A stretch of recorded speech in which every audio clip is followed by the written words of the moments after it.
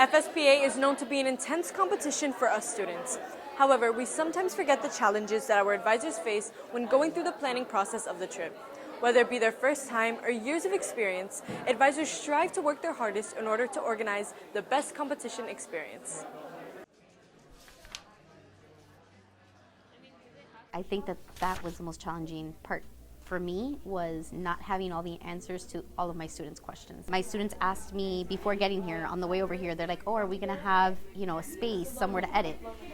I didn't know the answer to that. So now I realize, a room like this, there's kids editing, and even in the hallways I've seen, students on their laptops editing, but I didn't know. So next year I'll be better prepared because now I have the experience, so I know what to tell them.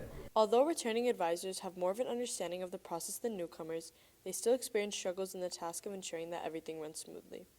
Luckily, with years in the making, most have found ways to make this process easier for themselves and the students alike.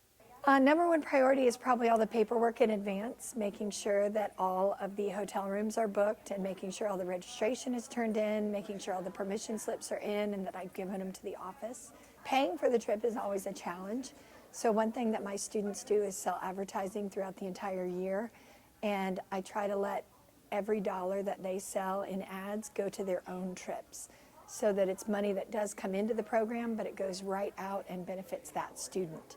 I do think the process has gotten a lot easier. I used to really obsess over every little detail, and then I realized that I was overthinking a lot of it. So the more trips I take, the easier it is. Signing off from FSPA, I'm Eva Garcia, reporting.